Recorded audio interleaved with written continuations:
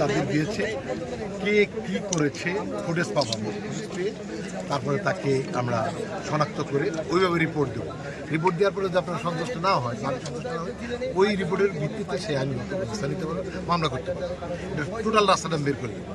হ্যাঁ, কে মামলা করতে পারে? হ্যাঁ, ডেফিনেটলি ওইটা আমরা লিখিত দেবো। তারপর ইনজাস্টিস করা হবে, জয়ের ভাইয়ের মধ্যে ইনজাস্টিস করে তাকে হিট করা হবে, দেখিয়ে দেবো কে করলো, কেন করলো, আর এরা কি শিল্পী না শিল্পী না ফুটেজ আমরা পেয়ে যাবো। আর আমরা অ্যাকচুয়ালি 21 জনই কিন্তু আমরা ভিতরে মিটিং গেছিলাম। এটা কিন্তু অনেকেই বলছে যে এটা আসলে ওই প্যানেলের একটা চক্রান্ত, আপনি সেটা মনে করেন কিনা? আমরা কিন্তু এটা তদন্তের পর আসলে এখন যেহেতু কমিটিতে আমাকে দেয়া আছে, এই জন্য আর আমি এই কথা বলবো না। নির্বাচিত সদস্য হয়েও যখন সে হচ্ছে আক্রমণ করে, এটা কতটা লজ্জাজনক সেই ফুটেজটা? এটাও আমরা দেখবো, যদি সেটা করে দিই ডেফিনেটলি একটা অ্যাকশন আমরা নিই। যেহেতু দায়িত্ব দেয়া আছে, আর 2 দিন পরে এমন না যে এটা নেবো না আর আপনারা আমাদের সাথে চলবেন, তা তো না। তাই না? আপনাদের সাথে জার্নি আমাদের লং জার্নি। ভাই একটা কথা যদি বলেন, যাদের সাথে লেগেছে মানে সংঘর্ষের সময় হয় দুই পক্ষেই হয়তো উত্তেজিত হয়ে যায়, কিন্তু এইখানে নিরপেক্ষ কিছু সাংবাদিক ছিল এবং তার মধ্যে আমিও ছিলাম। আমাদের উপরে গণহরে চেয়ার দিয়ে একদম ক্যামেরার উপর বাড়ি দেওয়া হলো। আমাকে সবাই চেনে, বা নিউজ 24 ফাতেমা তাকে চেনে, সময় টিভির মুহিবুল হাসান সবাইকে চেনে। এরপরেও যে এফডিসির জামান আমি নিজে দেখেছি, সেই এফডিসির স্টাফ উনি কিন্তু চেয়ার দিয়ে একদম ক্যামেরার উপর আঘাত করেছে। এইগুলো যদি আপনি ফুটেজ নাও পান, কিন্তু সাংবাদিকদের কথায় সেই উদ্যোগ ফুটেজ দিয়ে আমাকে সাপোর্ট দিবেন, কারণ ফুটেজ ছিল বড় প্রমাণ আর আইন চাই প্রমাণ।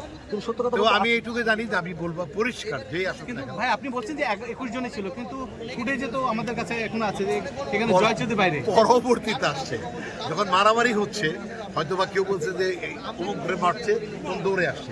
অ্যাকচুয়ালি তখন ছিল না, প্রথম ছিল তখন আমরা ভিতরে দৌড়ে এসে যে মারামারি করে সেটা অন্যায় না, সেটা আমরা দেখবো। যদি করে থাকে অবশ্যই অন্যায়। জেনে শুনে না বুঝে একটা নেতা এসে তো ইনভলভ হইতে পারে।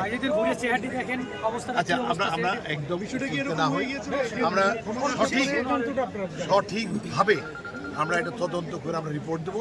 এখন আপনাদের অনুরোধ করে বলছি, আমাকে যদি প্রদান করে অনুরোধ করতে আপনারা জানেন আমরা চলে লিখে দিচ্ছি। ফলাফল না আসে তারপরে না না, আপনাদের একটু বলেন আসলে আপনাদের যে প্রতিনিধি কি দাবি এবং আপনারা কি পদক্ষেপ সেটা একটু সরাসরি বলুন।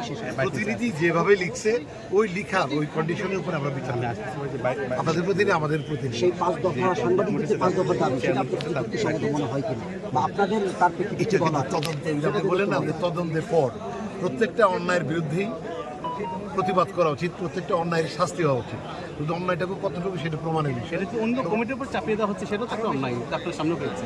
হ্যাঁ, এটাও আমি অর্ধেক বলি যে কী হয়েছে। আমাকে জাস্ট এইটুকু সময় দেন, আপনারা বিশ্বাস রাখেন, এরপরে তো আপনাদের দেখাই হবে না। আমি একদম জাস্ট নরমালি তদন্ত কমিটি মানেই কিন্তু একটা দীর্ঘসূত্রিতা মানুষের ফলাফল পাওয়া যায়। সেটা আমি আমি করবো না।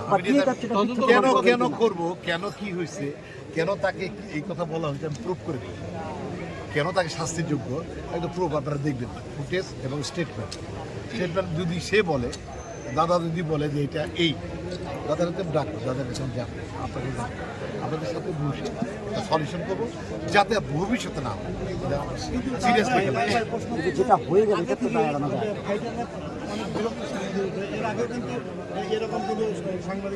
আচ্ছা, এটা যদি করে থাকে, হ্যাঁ, এটা অনেক বড় বড় ঘটনা করে ঘটেছে। সামনে থাকে তো এই কি এখন আর পারবে না। আগামী 2 বছর আমরা কাজ করবো, কোনো কারোর সম্মান নষ্ট হইতে আমরা দেবো। প্রত্যেকের সম্মান অক্ষুণ্ণ, এটা তাদের অধিকার, সেই অধিকার আমরা সিরিয়াসলি দেবো এই অধিকার। ধন্যবাদ। প্লিজ আপনারা জানগা শোনারা, আসলে এখন রাত অনেক হয়ে গেছে, আগামীকালকেই হয়তো